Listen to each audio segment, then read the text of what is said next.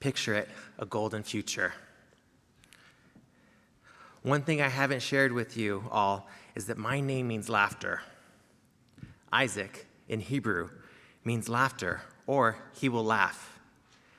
And after spending a year together, that probably doesn't surprise you, right? Apparently, I have one of those laughs that enters a room before I do. More than once here, someone has told me they knew I was somewhere in the building because they heard me laugh before they saw me. It's one of the many things my mom got right when naming me. And because laughter came naturally to me, it was also very obvious when I stayed up too late watching television. I love the classics. I love Lucy, Bewitched, I Dream of Jeannie, The Andy Griffith Show. I loved cartoons and anime and all the staples of my generation. But among all those shows, there was one clear favorite, The Golden Girls. Even now, hearing the opening notes of that theme song brings a smile to my face. And yes, for those who know me well, every room in my home has at least one Golden Girls item displayed. But the reason I love the show wasn't just because it made me laugh. The truth is, I found those shows during a time when I was carrying a tremendous amount of shame. In my first sermon with you, I shared how I learned I was gay long before I knew the language for it, long before I knew whether I would be accepted, long before I knew whether the people I loved would still love me if they knew the truth. And so I worried. I worried about rejection. I worried about belonging. I worried as I watched generations of gay men and queer people lost to the AIDS crisis. And underneath all of it was a deeper question. Would I have a future? Would I have a future? Those television shows became an escape. For 30 minutes at a time, I could step into a world where I wasn't carrying these fears. A world where I could laugh, a world where I could breathe. And somehow, among all the shows, The Golden Girls gave me something even more precious. It gave me a vision. And it wasn't only television that helped me imagine this future. Music did too. So much so that I spent part of my undergraduate years interning at a radio station. I know, that's something new you're learning about me as well too. I was fascinated by the way songs could carry people into possibilities they couldn't yet see for themselves. Maybe you've had songs like that in your own life, songs that arrived before the healing did, songs that helped you imagine freedom before you experienced it, songs that carried hope when hope itself felt too heavy to hold. For me, songs of liberation and joy have always been companions on the journey. Long before I fully believed in my own future, music was teaching me to imagine one. It reminded me that there was more to life than fear, more to life than shame, more to life than merely surviving. Music has a way of doing that. It reaches places our words cannot always reach. It helps us feel possibilities before we can fully name them. And that theme song from the Golden Girls continues to hold that space for me. I'm not a singer, but here we go. Thank you for being a friend. Yeah.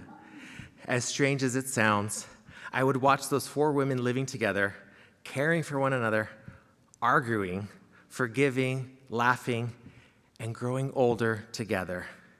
And I would tell myself, picture it, getting older, being out and proud, living your life. I didn't know it then, but what I loved most about the Golden Girls wasn't the comedy. It was possibility. It gave me a picture of a future I wasn't sure I would get to have. And sometimes that's what hope is, a picture, a glimpse, a vision we hold before we know how we'll get there. Picture it. Those two words became the beginning of every story Sophia told. And this morning, as I prepare to conclude this chapter of ministry with you, I'd like to borrow them. Picture it. A community imperfect and radiant, held together not by avoiding brokenness, but by how it mends. Picture it. A faith that does not fear its cracks. Picture it. A future shining not because it is flawless, but because people continue choosing repair. This past year, I've thought a lot about repair. Some of you know that one of the unexpected themes of my internship became art, memory, and the memorial garden sculptures here at UUCP. What many of you don't know is that last December, I traveled to San Francisco with friends to celebrate my birthday. One of the highlights was attending a Golden Girls holiday show performed by drag queens who reenacted episodes live on stage. And wouldn't you know it, one of the episodes they performed that night was about an artist searching for his muse. In the end, the artist revealed that none of the women alone were his muse. The sculpture he created drew from all of them. The beauty emerged from the whole. Looking back, I think the universe was preparing me for this year because so much of my ministry here has involved witnessing the ways people contribute to a larger story. None of us are the whole sculpture. None of us are the entire work of art. But together, we become something more beautiful than any one of us could create alone. It reminds me that communities are a lot like art and a lot like songs. A song isn't made from a single note.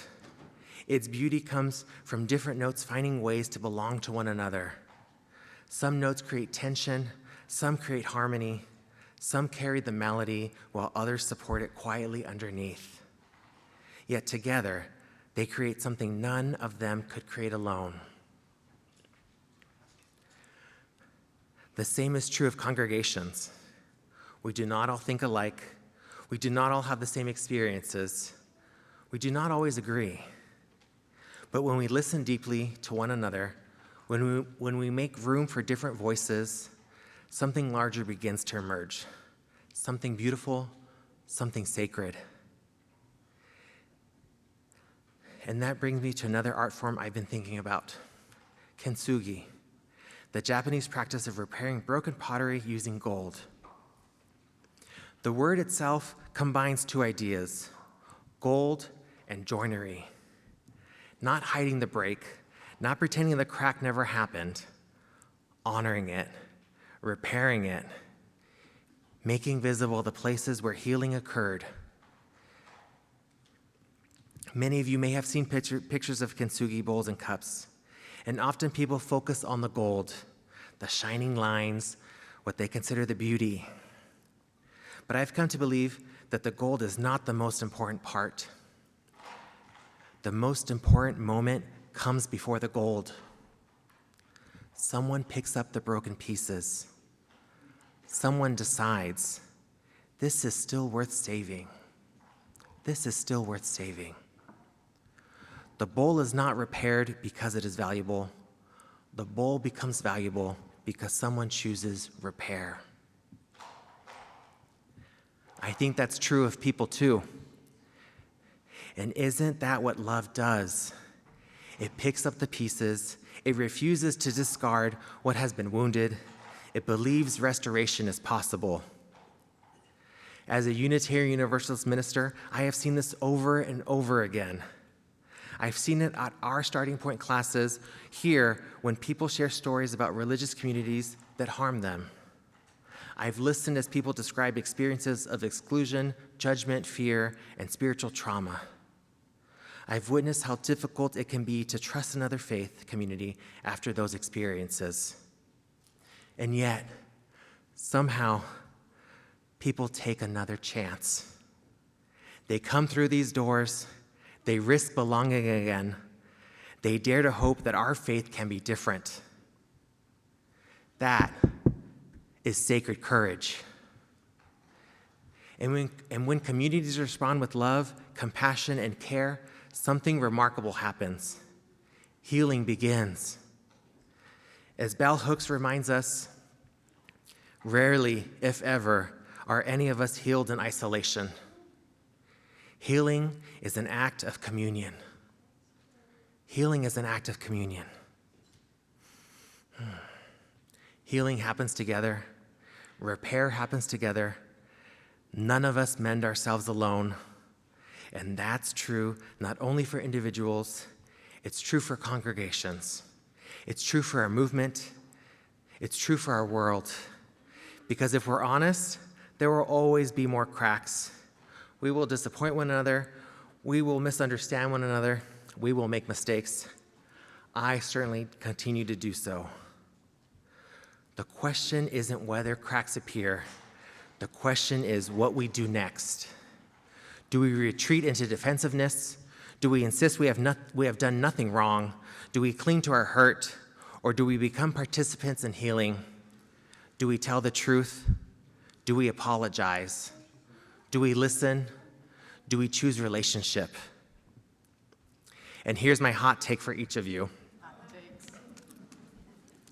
Because if we expect others to participate in our healing, we must also be willing to participate in theirs.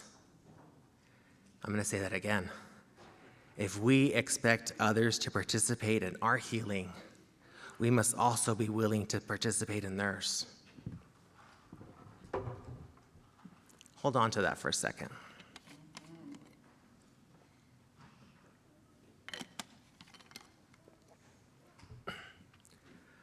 The future of our faith depends on that willingness, which brings me to the start of my own long farewell. People often think departures are fractures. Sometimes they are. They really are. But not every ending is a break. Some endings are seams. Some endings are seams. Some endings are evidence that a chapter was meaningful enough to leave a mark. Picture it. All the stories we've shared, hear it. All the laughter, the questions, the difficult conversations, the moments of care. Sing it. The song of this community still unfolding, still welcoming the new voices, still becoming. A healthy goodbye is not about pretending we were unchanged. It's about honoring the places where our lives touched. It's about blessing what has been without clinging to it. It's about carrying gratitude forward. And I leave this congregation deeply grateful. Grateful for your trust, grateful for your laughter, grateful for the ways you have shaped me and this ministry of mine. You have been part of my formation as a minister.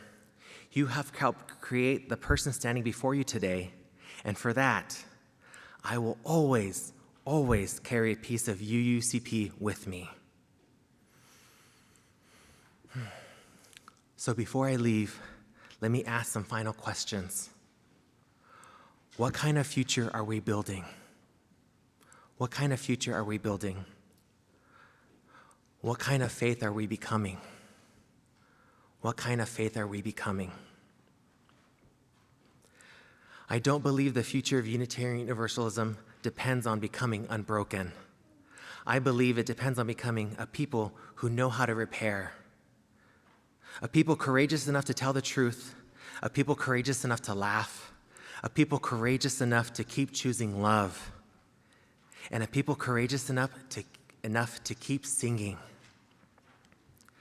Not because everything is fine, not because every wound has healed, not because joy itself, but because joy itself can be an act of faith. Throughout my life, songs of liberation and joy have reminded me that healing is not simply about surviving what hurt us. Healing is about reclaiming delight. It is about finding our voice again. It is about daring to believe that beauty, connection, and possibility still belong to us. The purpose of repair is not simply to preserve what was. The purpose of repair is to make possible what comes next. to make room for new dreams, to make room for new relationships, to make room for new songs. As Reverend Julian Jamaica Soto writes, the light must spill to shine. The light must spill. The love must spill. The healing must spill. Not only inward, but outward. Into our neighborhoods, into our relationships, into our world. Picture a faith that does not hide its cracks. Picture a community that understands healing is something we do together. Picture a congregation that refuses to throw people away. Picture a people who know that the gold was never the point. The point was always the love that chose repair. And picture a future for our Unitarian Universalist faith that shines, not because it is flawless, not because it is finished, but because again and again and again and again it chooses to mend.